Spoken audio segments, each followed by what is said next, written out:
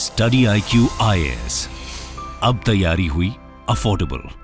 Hello and welcome to Study IQ IAS.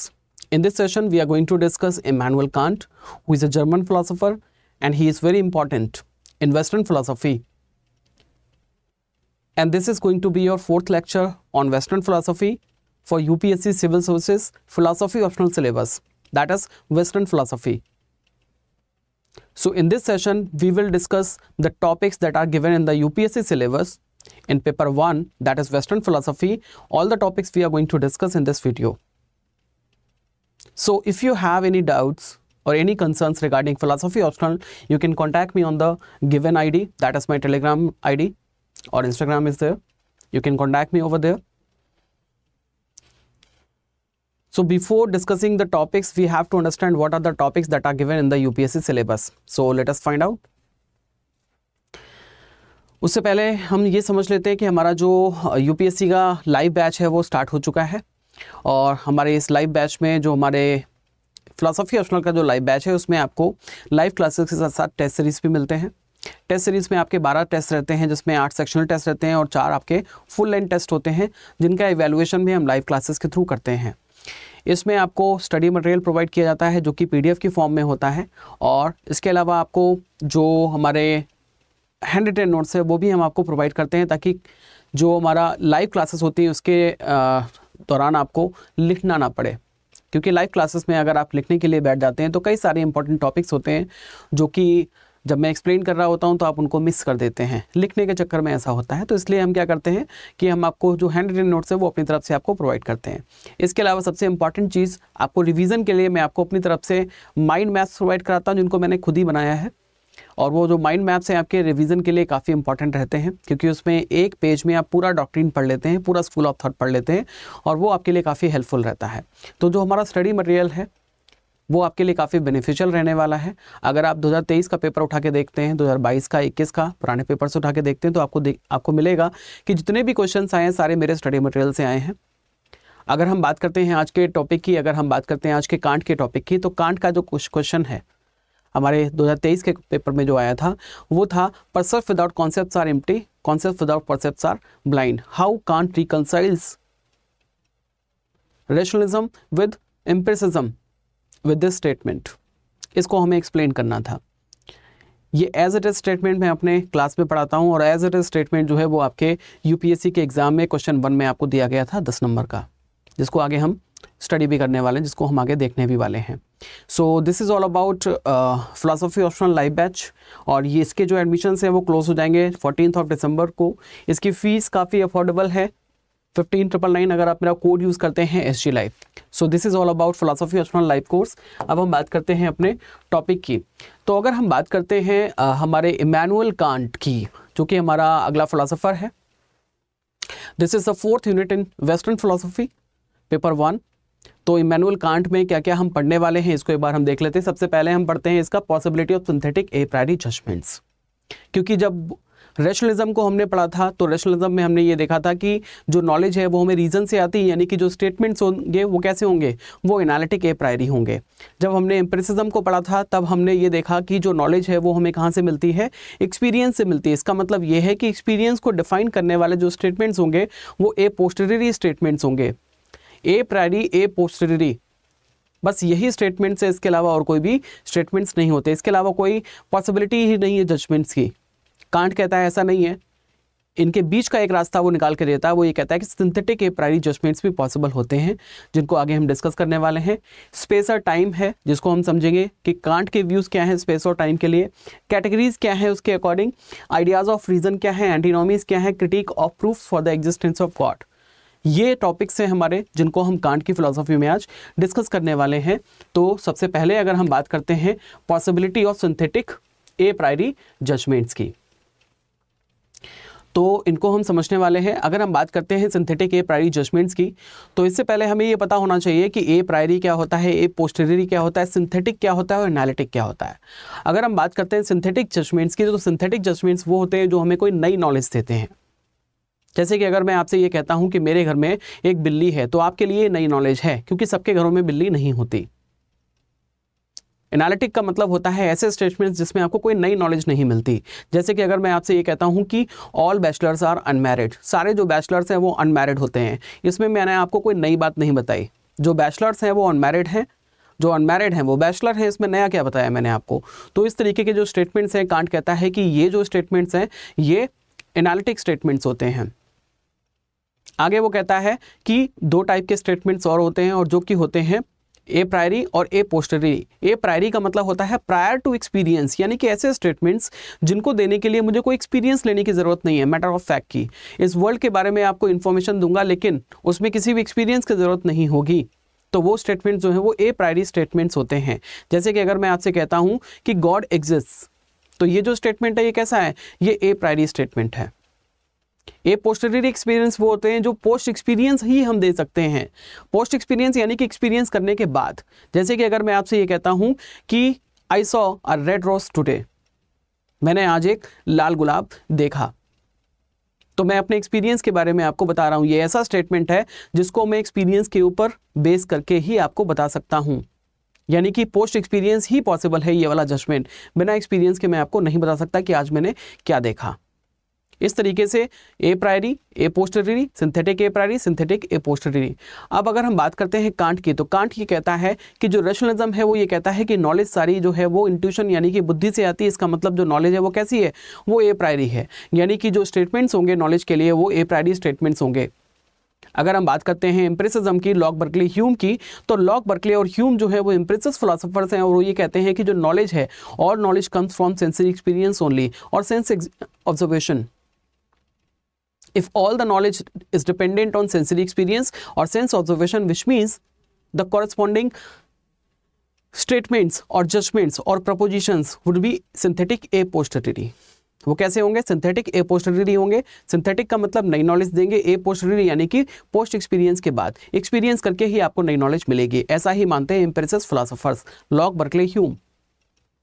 तो जो Kant है वो दोनों को रिकंसाइल करता है, रैशनलिज्म और एम्पिरिसिज्म दोनों को रिकंसाइल करता है। और वो ये कहता है कि percept without concepts are empty while concepts without percepts are blind. जो परसेप्ट्स हैं यानी कि जो परसेप्शन है यानी कि सेंस एक्सपीरियंस है, बिना कॉन्सेप्ट्स के यानी कि बिना रीजनिंग के, बिना इंट्यूशन के, बिना ए प्रायरी रीजनिंग के वो क्या है, वो एम्प्टी हैं। लेकिन सिर्फ हम इंट्यूशन का यूज़ करके भी हम नॉलेज को गेन नहीं कर सकते, क्योंकि वो बिना परसेप्शन के ब्लाइंड होगी। हम सिर्फ स्पेकुलेशन ही करते रहेंगे। जैसे मैं अगर आपसे ये कहता हूँ कि ताजमहल बहुत सुंदर है और वो सफ़ेद कलर की इमारत है, ना मैं आपको फ़ोटो दिखाता हूँ, ना ही मैं आपको ताजमहल दिखाने के लिए ले जाता हूँ, ना ही आपने पहले कभी देखा है। आप क्या करेंगे, सिर्फ इमेजिन करते रहेंगे। इसका मतलब ये है कि जो कॉन्सेप्ट्स हैं जो मैंने आपको बताए हैं ए प्रायरी फॉर्म में, प्रायर टू एक्सपीरियंस, बिना एक्सपीरियंस के मैंने जिस स्टेटमेंट के थ्रू आपको जो ताजमहल की नॉलेज दी है वो कैसी है, वो ए प्रायरी है।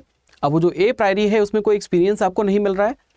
बिना एक्सपीरियंस के, विदाउट परसेप्ट्स, कॉन्सेप्ट्स आर ब्लाइंड। तो जो कॉन्सेप्ट्स हैं वो कैसे होंगे, ब्लाइंड होंगे।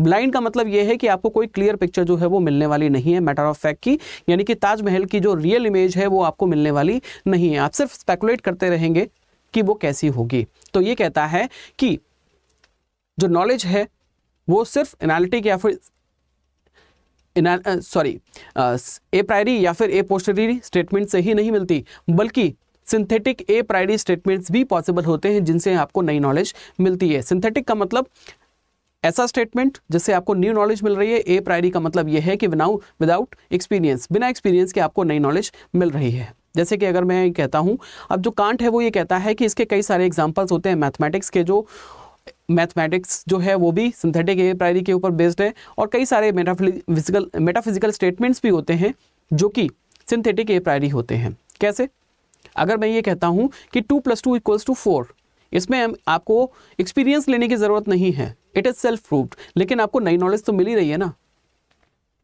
5 + 7 12 होते हैं, 5 + 7 = 12, इसमें आपको नई नॉलेज तो मिल रही है, लेकिन आपको दुनिया की सारी 5 चीज़ों को दुनिया की सारी 7 चीज़ों से ऐड करने की ज़रूरत नहीं है, which means you do not have to take an experience of that. बिना एक्सपीरियंस के आपको नई नॉलेज मिल रही है।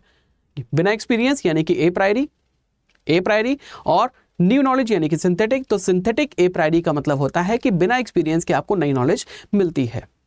New knowledge prior to experience, that is called synthetic a priori propositions. तो वो ये कहता है कि इसकी पॉसिबिलिटी भी होती है और कई सारे ऐसे स्टेटमेंट्स होते हैं, जैसे कि यहाँ पे एक दिया है 7 + 5 = 12, मैथमेटिकल जजमेंट, एक्सपीरियंस की जरूरत नहीं है लेकिन नई नॉलेज मिल रही है।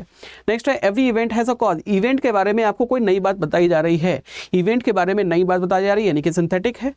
ए प्रायरी इसलिए है क्योंकि इवेंट्स को आपको परसीव करने की जरूरत नहीं है, कॉजेस को आपको परसीव करने की जरूरत नहीं, बल्कि उनको परसीव हम कर भी नहीं सकते, सारी इवेंट्स को हम परसीव नहीं कर सकते।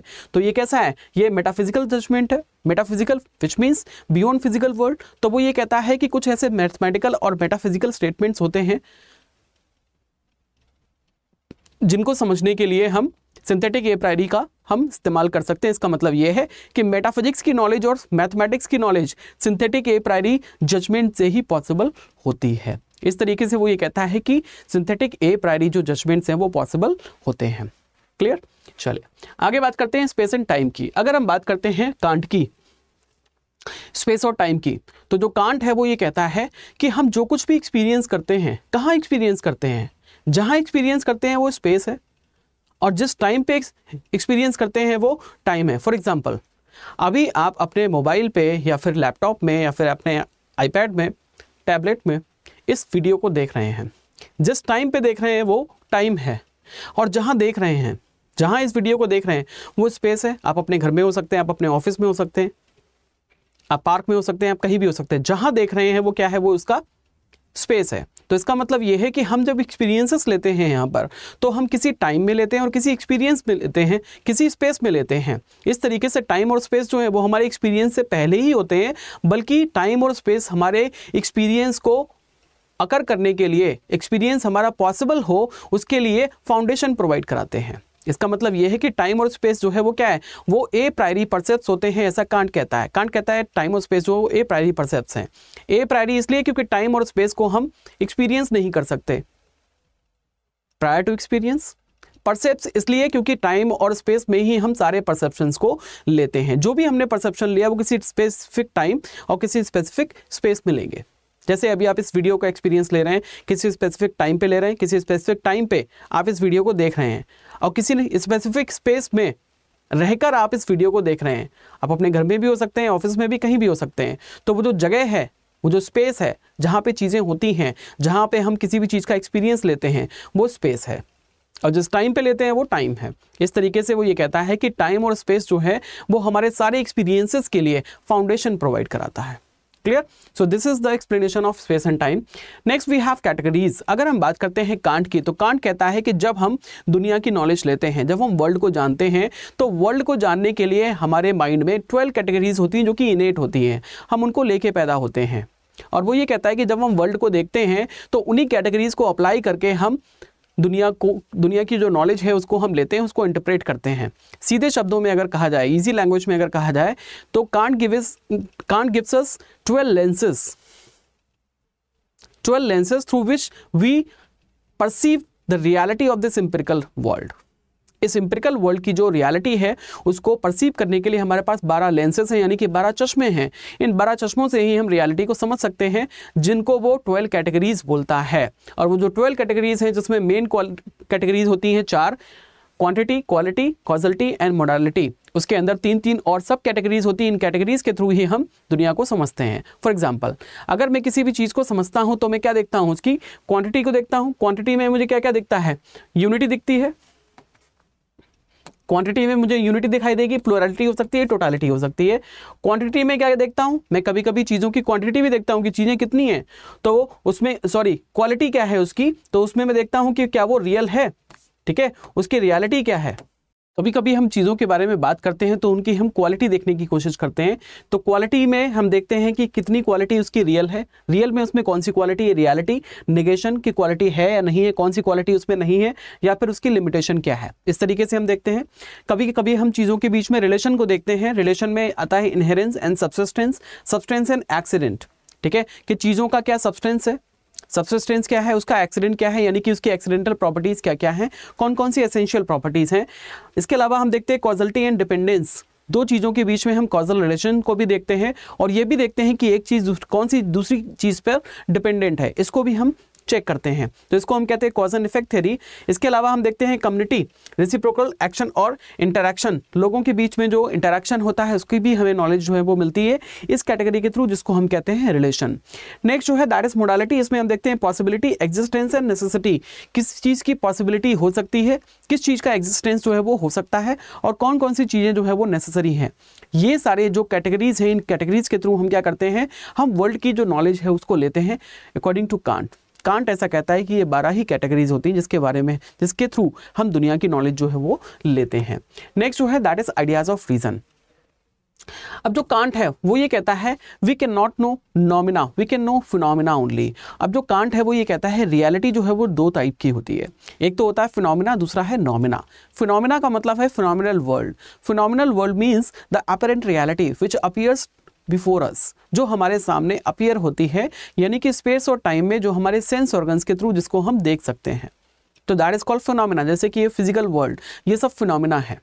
इसके अलावा वो कहता है कि एक और रियलिटी है that is nominal world. Nominal world का मतलब होता है जो नॉमिनल रियलिटी है, यानी कि जो नॉमिना है। नॉमिना का मतलब होता है ऐसा वर्ल्ड जो कि हम देख नहीं सकते, जिसके बारे में हम जान नहीं सकते, लेकिन हम सिर्फ रीजन लगाते हैं। हमारा जो माइंड है ना, हमारा जो माइंड है वो क्या करता है, माइंड रीजन करता है, यानी कि वो थिंकिंग करता है। अब जब वो थिंकिंग करता है तो उसको जो एम्पिरिकल वर्ल्ड है उसके बारे में तो जान लेता है, क्योंकि उसका सेंस डेटा हमें मिलता है। सेंस डेटा का मतलब ये है कि हम चीज़ों के बारे में सेंस परसेप्शन लेते हैं, जो कि फिजिकल चीज़ें हैं। एम्पिरिकल वर्ल्ड जो है हमारे आसपास फिजिकल वर्ल्ड है, उसका सेंस डेटा हमें मिलता है। उस सेंस डेटा के थ्रू हम फिनोमिना को तो समझ लेते हैं, लेकिन हमारा जो माइंड है वो नॉमिना को भी जानने का प्रयास करता है, उन चीज़ों को भी जानने का प्रयास करता है जो इस एम्पिरिकल वर्ल्ड में नहीं होती। जैसे कि वर्ल्ड का कॉन्सेप्ट, सेल्फ यानी कि सोल, आत्मा का कॉन्सेप्ट, या फिर गॉड का कॉन्सेप्ट। तो ये ऐसे कुछ कॉन्सेप्ट्स होते हैं जिसको वो कहता है आइडियाज ऑफ रीजन। और हमारा माइंड जो है ना वो फिनोमिना से आगे जाकर नॉमिना को भी समझने का प्रयास करता है। कांट ये कहता है कि फिनोमिना को समझने के लिए हमें वो 12 कैटेगरीज की जरूरत होती है, लेकिन वो जो 12 कैटेगरीज है सिर्फ फिनोमिना तक ही अप्लाई हो सकती हैं, नॉमिना पे नहीं हो सकती। लेकिन हमारा जो माइंड है वो क्या करता है, उसको नॉमिना के ऊपर भी अप्लाई करता है। जब नॉमिना के ऊपर अप्लाई करता है तब वो उसके पास 3 तरीके के रीजन्स होते हैं, 3 तरीके के आइडियाज होते हैं उसके रीजन में। और वो कौन कौन से होते हैं, that are called ideas of reason. सबसे पहले आता है सोल, सोल का आइडिया कि भाई सोल क्या होती है, उसको वो कैटेगरीज के थ्रू जानने की कोशिश करता है। जान नहीं पाता लेकिन कोशिश जरूर करता है। Postulates for personal identity supporting moral concept, ठीक है, यानी कि जो कि मॉरल कॉन्सेप्ट्स होते हैं, ये मॉरल अगर कोई है तो वो कौन होगा, शरीर तो नहीं होता, इसका मतलब आत्मा होती होगी। जो पर्सनल आइडेंटिटी है, अगर मैं कहता हूं ना कि मैं सौरभ गुप्ता हूं, तो सौरभ गुप्ता कौन, मेरा शरीर थोड़ी ना है, मेरी आत्मा होगी। इसका मतलब यह है कि आत्मा एग्जिस्ट करती होगी। इस तरीके के स्पेकुलेशंस में लगाता हूं। अब आगे वो कहता है वर्ल्ड का concept, guiding concept for seeking comprehensive understanding. ये दुनिया है, इसकी कॉम्प्रिहेंसिव अंडरस्टैंडिंग को समझने के लिए हम वर्ल्ड को जानने का प्रयास करते हैं। वर्ल्ड का मतलब इंटायर कॉस्मोलॉजी, जो भी कॉस्मोलॉजी में आता है, जो पूरे ब्रह्मांड में आता है। नेक्स्ट है God, a necessary postulate for moral order and justice. ये जो मॉरल ऑर्डर हमें यहाँ पे दिखाई देता है, जो जस्टिस का कॉन्सेप्ट है, उसके पीछे की जो अंडरलाइंग रियलिटी है वो क्या है, वो गॉड ही हो सकती, कोई और नहीं हो सकती, ऐसा कांट कहता है। इसका मतलब यह है कि हमारा माइंड इस तरीके के स्पेकुलेशंस करता है। अब क्योंकि ये नॉमिना है तो नॉमिना को तो हम जान ही नहीं सकते, क्योंकि उसका सेंस डेटा नहीं मिलता, लेकिन हम जानने की कोशिश तो करते हैं ना। जब हम कोशिश करते हैं तो 12 कैटेगरीज को हम नॉमिना के ऊपर अप्लाई कर देते हैं, और ऐसा करने पे हमें बहुत सारे इल्यूजन्स होते हैं जिनको वो बोलता है ट्रांसेंडेंटल इल्यूजन्स। उन ट्रांसेंडेंटल इल्यूजन्स को जो कांट है वो बोलता है एंटीनॉमीज। जब हमें चीज़ों के बारे में भ्रम होते हैं, इल्यूजन्स होते हैं, तो उसको वो एंटीनॉमीज बोलता है। हम दुनिया को जानने का प्रयास करते हैं, ऐसी दुनिया को, ऐसे गॉड को, ऐसी सोल को जिसको हम सेंस डेटा के थ्रू नहीं समझ सकते, उसको वो जानने का प्रयास करता है कैटेगरीज के थ्रू, जिसको वो कहता है एंटीनॉमीज। कि हमें बहुत सारे इल्यूजन्स होंगे, ठीक है, क्योंकि उसका सेंस डेटा तो है नहीं, तो मुझे क्या होगा, इल्यूजन ही होगा जब मैं उसको जानने का प्रयास करूंगा। वो जो इल्यूजन्स हैं उसको वो कहता है एंटीनॉमीज। अब जो एंटीनॉमीज हैं वो 4 तरह की होती है, क्योंकि 4 हमारी मेन कैटेगरीज होती हैं, तो हमारी एंटीनॉमीज भी 4 तरह की होंगी। और वो क्या है, पहली है एंटीनॉमी। एंटीनॉमी का मतलब क्या है, कॉन्ट्राडिक्टरी थॉट्स जो है वो अराइज होंगे मेरे माइंड में, ठीक है। कोई कुछ कहेगा, कोई कुछ कहेगा, किसी भी चीज़ के बारे में कोई कुछ कहेगा, कोई कुछ कहेगा, दोनों में से क्या रियल है हमें पता नहीं चलेगा। जैसे कि जो कॉन्ट्राडिक्टरी थॉट्स होंगे वो थीसिस और एंटीथीसिस के फॉर्म में होते हैं। मैंने कोई बात कही वो थीसिस है, आपने उस बात को काट दिया, दूसरी बात कही वो एंटीथीसिस है। इस तरीके से हमारे बीच क्या होगी, हमारे बीच में कॉन्फ्लिक्ट चलता रहेगा, विच आर नोन एज एंटीनॉमीज, क्योंकि वो इल्यूजन्स हैं सिर्फ। ठीक है, तो थीसिस क्या होगा, the world has a beginning in time. कोई ये कहेगा कि जो वर्ल्ड है उसका एक बिगनिंग होता है, कोई कहेगा the world is infinite and has no beginning. कोई ये कहेगा कि वर्ल्ड का कोई भी बिगनिंग नहीं होती, ये कैसा है, ये इनफाइनाइट है। कोई ये कहेगा कि every composite substance consist of simple parts. Her composite चीज में सिंपल पार्ट्स होते हैं, हर कंपोजिट चीज जो है वो सिंपल पार्ट से बनती है। जैसे कि ये मार्कर है, मार्कर अपने जो सिंपल एटम्स हैं उनके कंपोजिशन से ही ये बना हुआ है। ठीक है, एंटीथीसिस कहेगा कि no composite substance consist of simple parts. कोई भी कंपोजिट थिंग जो है वो सिंपल पार्ट से नहीं बनती। अगला क्या होगा, causality operates only in the realm of appearances. जो कॉजलिटी है वो सिर्फ अपीयरेंसेस तक सीमित रहती है, यानी कि जो फिनोमिनल वर्ल्ड है जिसको हम देख सकते हैं वहां तक सीमित रहती है। दूसरा कोई कहेगा there is freedom in the realm of appearances. दूसरा वो ये कहेगा कि जो अपीयरेंसेस की जो रियलिटी है उसमें फ्रीडम रहती है। नेक्स्ट है there is an absolutely necessary being. कोई ये कहेगा गॉड के बारे में कि कोई एब्सोल्युटली नेसेसरी बीइंग है जो किसी के ऊपर डिपेंडेंट नहीं है, यानी कि वो कॉन्टिंजेंट नहीं है, वो किसी के ऊपर डिपेंडेंट नहीं है, वो नेसेसरी बीइंग जो है वो एब्सोल्युटली सर्टन है, वो एब्सोल्युटली नेसेसरी है। कोई ये कहेगा there is no absolutely necessary being. कोई एब्सोल्युटली नेसेसरी बीइंग जैसी कोई चीज नहीं होती, गॉड जैसी कोई चीज नहीं होती।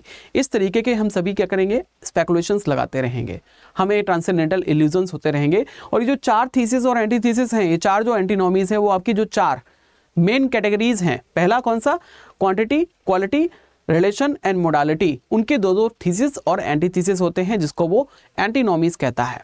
नेक्स्ट आगे हम बात करते हैं इसके critic of proofs for the existence of God. Can't ऐसा फिलोसोफर है जब भी कोई ईश्वर के अस्तित्व को प्रमाणित करने की बात करता है, जब भी कोई कहता है कि ईश्वर का अस्तित्व जो है वो होता है, जब भी कोई गॉड के एग्जिस्टेंस को प्रूव करने का प्रयास करता है तो कांट वहां पे आता है और कहता है कि नहीं, ये आपका जो आर्ग्यूमेंट है ये सेटिस्फैक्टरी नहीं है। चाहे ऑन्टोलॉजिकल आर्गुमेंट ले ले, कॉस्मोलॉजिकल आर्गुमेंट ले ले, टेलियोलॉजिकल आर्गुमेंट ले ले। अगर हम बात करते हैं ऑन्टोलॉजिकल आर्गुमेंट सबसे पहले आता है, तो उसकी अगर हम बात करते हैं ऑन्टोलॉजिकल आर्गुमेंट में सेंट एंसेल्म और डेकार्ट्स ये कहता है क्योंकि एक परफेक्ट बीइंग का आइडिया मेरे माइंड में है, तो क्योंकि परफेक्ट बीइंग का आइडिया मेरे माइंड में एग्जिस्ट करता है, इसका मतलब परफेक्ट बीइंग भी एग्जिस्ट करता है। कांट इसको क्रिटिसाइज करता है।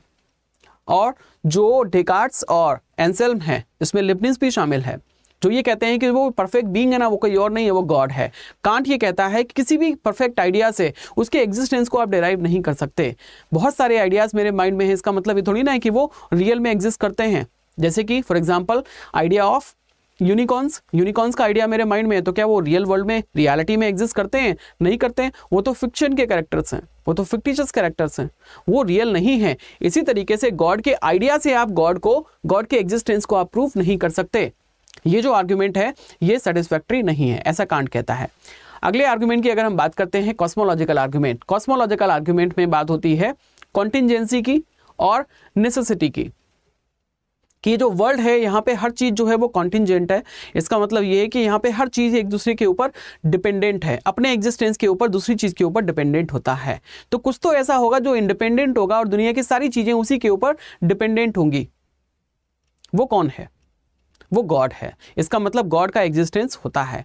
अब कांट यहाँ पे कहता है कि ये जो वर्ल्ड है कॉन्टिंजेंट, इस कॉन्टिंजेंट वर्ल्ड से आप सिर्फ कॉन्टिंजेंसी का आइडिया लगा सकते हो। उसका जो अपोजिट कॉन्सेप्ट है नेसेसिटी, उस नेसेसिटी का आइडिया नहीं लगा सकते, क्योंकि उसको तो आप नहीं जानते।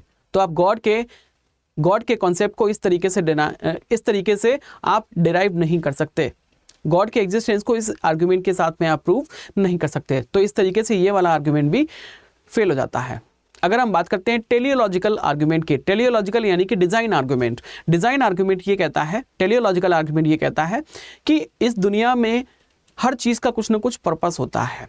मेरे इस वीडियो को क्रिएट करने का कोई पर्पस है, आपके इस वीडियो को देखने का कोई पर्पस है, अगर पीछे मैंने कुछ बैकग्राउंड में कोई इमेज लगाई है उसका कुछ पर्पस होगा, मैंने ये टाइटल लिखा है इसका कोई पर्पस होगा।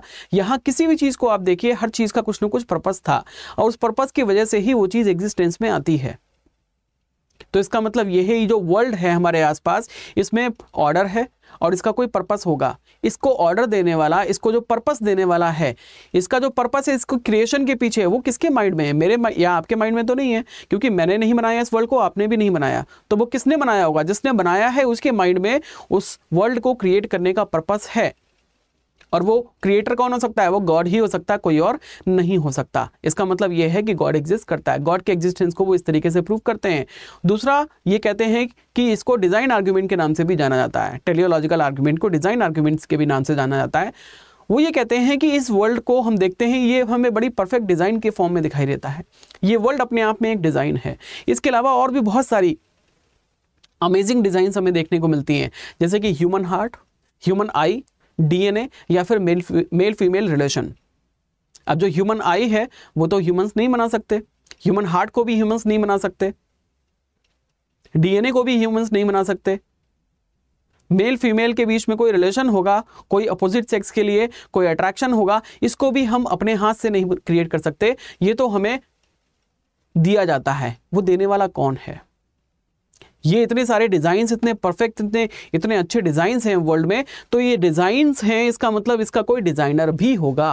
वो डिजाइनर कोई और नहीं हो सकता, वो गॉड ही है। इस तरीके से गॉड के एग्जिस्टेंस को वो प्रूव करते हैं, डिजाइन या फिर टेलियोलॉजिकल आर्ग्यूमेंट के सपोर्टर्स। कांट ये कहता है कि ये आर्ग्यूमेंट भी सेटिस्फैक्टरी नहीं है। हम सिर्फ डिजाइन को देख के ये नहीं कह सकते कि इसका डिजाइनर गॉड है, क्योंकि ये जो वर्ल्ड है ये नेचुरल लॉज के ऊपर चलता है। ये वर्ल्ड जो है वो नेचर से बना है और नेचर के अपने लॉज होते हैं। उन नेचुरल लॉज के ऊपर ये जो वर्ल्ड है वो चलता है। जो कॉस्मोलॉजिकल लॉज हैं, उन कॉस्मोलॉजिकल लॉज के ऊपर ये जो वर्ल्ड है वो चलता है। इसको चलाने के लिए किसी गॉड की जरूरत नहीं है। इस तरीके से गॉड के एग्जिस्टेंस को वो यहाँ पे भी डिनाई कर देता है। वो इस आर्ग्यूमेंट को वो डिनाई कर देता है, इस आर्ग्यूमेंट को वो रिजेक्ट कर देता है। इस तरीके से फिलॉसफी को हम समझते हैं, कांट की फिलॉसफी को हम समझते हैं। कांट की फिलॉसफी काफ़ी इंपॉर्टेंट है आगे आने वाले फिलॉसफर्स के लिए। कोई भी अगर डाउट्स होते हैं, कोई भी क्लैरिफिकेशंस है, कोई भी क्वेरीज हैं अगर आपकी फिलॉसफी से रिलेटेड, कांट से रिलेटेड, तो ये मेरी टेलीग्राम की आईडी है, इस पर आप मुझे कांटेक्ट कर सकते हैं। प्रीवियस ईयर के क्वेश्चंस को भी आप सॉल्व करते होंगे, तो उनके सोल्यूशन में अगर कोई दिक्कत आती है तो आप मेरे से कॉन्टैक्ट कर सकते हैं। हमारा जो स्टडी मटेरियल है वो आपको अमेजोन पे मिल जाता है। स्टडी IQ का जो स्टडी मटेरियल है वो आपको अमेजोन पे मिल जाता है, आप वहाँ से परचेज कर सकते हैं। हमारी जो लाइव क्लासेस हैं वो स्टार्ट हो चुके हैं ऑलरेडी, जिसकी फीस काफ़ी अफोर्डेबल है अगर आप मेरा कोड यूज़ करते हैं। स्टडी IQ का कोई भी कोर्स अगर आप खरीदते हैं, चाहे वो P2I है, स्टेट PCS के लिए है, UGC नेट का है, या फिर UPSC के लिए है, चाहे वो ऑप्शनल कोर्स है, कोई भी कोर्स अगर आप खरीदते हैं, मेरा कोड अगर आप यूज़ करते हैं SG Live, तो आपको एक बड़ा डिस्काउंट मिलता है। अब हम डिस्कस करते हैं हमारे प्रीवियस ईयर के क्वेश्चन को। ये जो हमारा अभी लेटेस्ट क्वेश्चन आया था 2023 में, percept without concepts are empty and concepts without percepts are blind. In the light of this statement discuss how Kant reconciles rationalism with empiricism. इस स्टेटमेंट के लाइट में जो कांट है वो किस तरीके से रैशनलिज्म और एम्पिरिसिज्म को क्या करता है, रिकंसाइल करता है। रैशनलिज्म जब ये कहता है कि all knowledge comes from pure intuition और रीजन, सारी जो नॉलेज है वो रीजन या फिर प्योर इंट्यूशन से आती है, तो कांट उसको रिजेक्ट कर देता है। जो एम्पिरिसिस्ट फिलोसोफर्स हैं, यानी कि जो लॉक, बर्कली, ह्यूम है, जब वो ये कहते हैं कि all knowledge comes from sensory experiences, सारी नॉलेज जो है वो सिर्फ सेंसरी एक्सपीरियंसेस से ही आती है, तो कांट उसको भी रिजेक्ट कर देता है। लेकिन दोनों को एक्सेप्ट भी करता है। एक्सेप्ट इसलिए करता है क्योंकि नॉलेज के एक्विजिशन के लिए सेंसरी एक्सपीरियंस प्लस इंट्यूशन यानी कि रीजन, दोनों की इंपॉर्टेंस होती है, दोनों एक साथ काम करते हैं। नॉलेज जो स्टार्ट होती है वो एक्सपीरियंस से स्टार्ट होती है, जो हमें सेंस डेटा मिलता है वो हमारे माइंड में जाता है, हमारा जो रीजन है उसको इंटरप्रेट करता है, उससे जो हमारी अंडरस्टैंडिंग है वो डेवलप होती है। इस तरीके से वो ये कहता है कि नॉलेज के एक्विजिशन में रीजन और जो एक्सपीरियंस है दोनों का इंपॉर्टेंट रोल होता है। इस तरीके से वो रैशनलिज्म को और एम्पिरिसिज्म दोनों को एक्सेप्ट कर लेता है और दोनों को वो रिकंसाइल करके एक नई फिलॉसफी देता है, which is known as critical philosophy. उसकी जो क्रिटिकल फिलॉसफी है जिसमें वो एक्सप्लेन करता है possibility of synthetic a priori judgements, जिसमें वो एक्सप्लेन करता है कि सिंथेटिक का मतलब है नई नॉलेज, ए प्रायरी का मतलब है प्रायर टू एक्सपीरियंस, बिना एक्सपीरियंस के भी आपको नई नॉलेज मिल सकती है। जो नई नॉलेज है वो सिर्फ एनालिटिक स्टेटमेंट्स में नहीं होती, सिर्फ सिंथेटिक स्टेटमेंट्स में नहीं होती, सिर्फ सिंथेटिक ए पोस्टरी में नहीं होती, बल्कि वो सिंथेटिक ए प्रायरी के थ्रू पॉसिबल होती है। इसलिए वो कहता है कि सिंथेटिक ए प्रायरी जो स्टेटमेंट्स है वो पॉसिबल हैं, और अगर नहीं होता ऐसा तो हमें कोई भी मेटाफिजिकल नॉलेज नहीं मिलती और ना ही हमें कोई मैथमेटिकल नॉलेज मिलती। इस तरीके से जो कांट है वो रैशनलिज्म और एम्पिरिसिज्म दोनों को क्या करता है, रिकंसाइल कर देता है। सो this is all about Immanuel Kant, जिसकी फिलॉसफी काफ़ी इंपॉर्टेंट थी। हमारा जो अगला फिलॉसफर है वो होगा हीगल, क्योंकि जो फिलॉसफी है कांट की वो अभी भी अधूरी है, क्योंकि कांट ये कहता है कि we can only know phenomena, we can not know noumena. हम नॉमिना को नहीं जान सकते। नॉमिना का मतलब है नॉमिनल वर्ल्ड, यानी कि मेटाफिजिकल वर्ल्ड, क्योंकि उसका सेंस डेटा हमें नहीं मिलता। लेकिन जब हम जानने का प्रयास करते हैं, जानने की कोशिश करते हैं, तो हमें क्या होता है, हमें ट्रांसेंडेंटल इल्यूजन्स होते हैं विच आर कॉल्ड एंटीनॉमीज। हीगल ये कहता है कि ऐसा नहीं है। हीगल इससे एक स्टेप आगे बढ़ता है। कांट बात करता है थीसिस और एंटीथीसिस की, और जो हीगल है वो क्या करता है, थीसिस और एंटीथीसिस से आगे बढ़ता है, दोनों को रिकंसाइल कर देता है और एक नया आइडिया प्रोड्यूस करने की बात करता है, which is known as synthesis. और ये जो एंटीथीसिस, थीसिस, एंटीथीसिस और दोनों को रिकंसाइल करके जो नया आइडिया बनता है, synthesis, this method is called dialectic method, जिसको हम पढ़ने वाले हैं हीगल की फिलॉसफी में। और इसी डायलेक्टिकल मेथड से वो एब्सोल्यूट आइडियलिज्म को अप्रोच करता है। तो अगला जो हमारा टॉपिक रहने वाला है दैट इज हीगल, जो कि एक जर्मन फिलोसोफर है, और वो कांट से आगे की बात करता है। वो ये कहता है कि जो नॉलेज है वो फिनोमिना की भी है और नॉमिना की भी है, दोनों को हम जान सकते हैं। वो ये कहता है कि real is rational and rational is real, whatever comes to our mind is real, वो अनरियल नहीं हो सकता। इस तरीके से इसकी फिलॉसफी को हम डिटेल में पढ़ने वाले हैं अगले क्लास में। कोई भी अगर आपके डाउट्स हैं तो आप मुझे लिख सकते हैं टेलीग्राम पे, या फिर आप मुझे इंस्टाग्राम पे कांटेक्ट कर सकते हैं, जहाँ पे आपको सूटेबल लगता है। हमारा स्टडी मटेरियल आपको अमेजोन पे मिल जाएगा। मिलते हैं नेक्स्ट टॉपिक पे, हमारे हीगल के टॉपिक में। तब तक के लिए stay tune to study IQ। Study IQ IAS, अब तैयारी हुई अफोर्डेबल।